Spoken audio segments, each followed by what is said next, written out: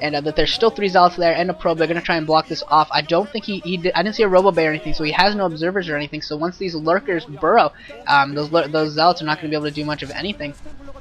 And yeah, Backho's gonna have to be careful. He's gonna need some really good micro until he gets observers. And the lurker's doing a lot of damage, and now the Zergling's coming in and trying to do some of us around. Backho actually went for somewhat of a run by with one of his Zealots. It did not actually work.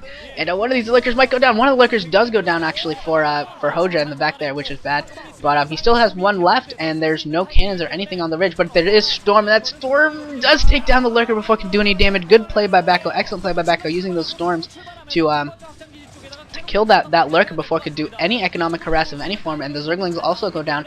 So neither player's early attacks doing much of anything, and now at the front of the natural there are lurkers and Hydralisk and Zerglings, and Backho will be forced to pull back, or maybe he might try to stay, but I don't think that's a good idea. I think he's definitely going to be overpowered by the forces of Hoejja, and DTs are out on the field now for Backho, and I don't think Hoejja has speed overlords yet or anything yet, so but he does have Zerglings around that one DT. If he was paying attention, he might have seen the blur, which I don't know if he saw that or not. And it does look like a Backho's trying to set up for his third base there at the top right. But Zerglings are again going to scout this out, going to take out that probe, and some Zealots moving out again to stop these Zerglings from getting any sort of more harassment. Robotics facility and observatory are down. A lot of Zealots and a couple Archons here to fight against these Hydralisk and Lurkers. There's a few Zerglings mixed in there, but not too much. And yeah, we're seeing an interesting little fight here in the middle, and that Hydralisk goes down, that lone Hydralisk that was wandering out on its own.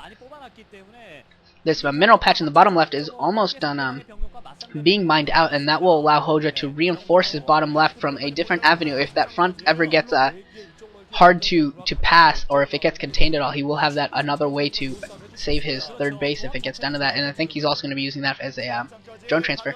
And Cannon and Nexus going down for Backho at the top right base. The cannon was cancelled, but another one is being morphed in its place, and the Zerglings just decide to bypass that entire thing, go through the mineral patch, and they're going to move down the right side of the map. I think they're going to be greeted by... Actually, there's nothing there. He might actually be able to take down this pylon if Backho doesn't chase those Zerglings.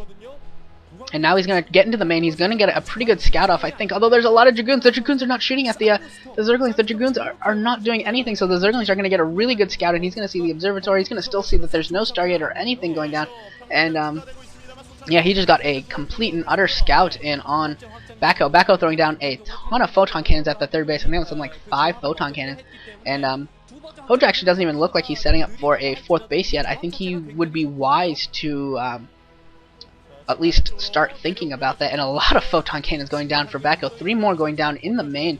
I don't know if he's afraid of a drop or something. And Hoejja going down to the bottom right position with a drone, but that's going to get scouted out by a Zealot, and that Zealot is going to kill that drone. And yeah, that was not going to be effective. I think he was trying to set up a hidden expansion down there, but that's more effective versus Terran, I think, than Protoss, because Protoss have a lot of like observers, and yeah, it's harder to catch them by surprise, I would think.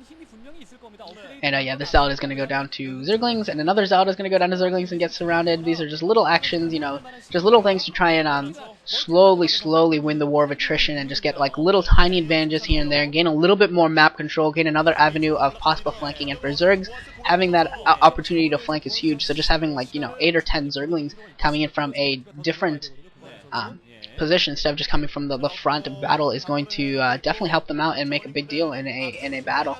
And that is why Hoejja is being so careful to not let Backho have the top or the bottom, and he's catching random Dragoons now in random spots, which is definitely more harmful than losing Zealots. More evolution chambers going to go down, so he's going to go for mass upgrades. He's gonna have 3 evolution chambers down very shortly, and he's going to be going for some big time upgrades. And yeah, we will see. I don't know. He still doesn't look like he's throwing down a 4th base, unless he's throwing that down at the 6 o'clock position. There's a lot of stuff down there, but I think that might just be units. I don't know if there's actually a base there. And this is a pretty big army for Hoejja. That's going to be I hope he's got the control for this. And yeah, he is setting up at the 6 o'clock there. He does have some lurkers, hydras, blings. He's got a lot of stuff there. And yeah, and he is setting up his hatchery now, and Backho does see this. I think Backho sees this. He's so close. Maybe he doesn't. I don't know. He'd be wise to try and take this down before it gets up and running.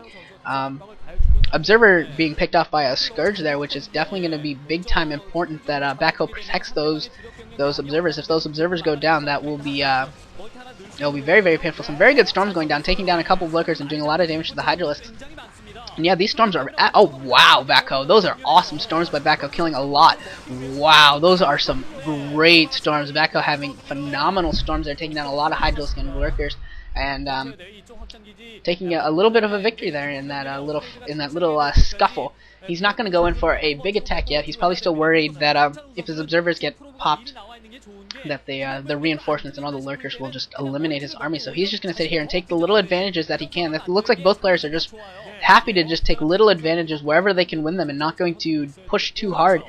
Queen's Nest going down for Hoejja, and also a high support bay going down for Backho, and another action now coming down into the 6 o'clock position. Backho's going to try and take this down. There are lurkers there. There's also an Overlord and some Scourge, and the Scourge I think are going to pick off this Observer. The Observer is picked up, so this will probably halt the attack in its tracks unless Backho's going to use a ton of storms. I don't know if he has enough to take down all of these lurkers. There are a lot of lurkers. It does look like Backho's just going to back off. That is a safer play rather than depending upon and not having enough storms to take everything down. And Backho setting up a base at the 12 o'clock position there. It's going to get scattered out by Zerglings, and the Zerglings are just going to come here and try and pound through. And I don't know if they're going to be able to get through. The Zerglings are going to go down. They're going to get surrounded now by more Zealots, and yeah, he's going to pull away with the 6 Zerglings that he has left. He's going to pull away with. And yeah, both players still have a pretty big army, but Backho's, you know, if it's a Protoss versus Zerg equivalent sized army and you don't have a big tech advantage, the advantage will go to Protoss in most situations unless you can get some sort of a surround or a strategic advantage there if it's straight up armies. And Observer speed actually has been researched, and that Observer is going to go right into the main of Hoejja and get a full scout on. He sees the hive going down, which is going to be big time important because now he knows that he needs to prepare for defilers, and I assume that this will probably be defilers first. It probably is not going to be Ultralisk for a little while yet. He probably doesn't have the resources for it. Some good storms going down here at the 6 o'clock position, taking down 2 lurkers, and the observers can stay alive.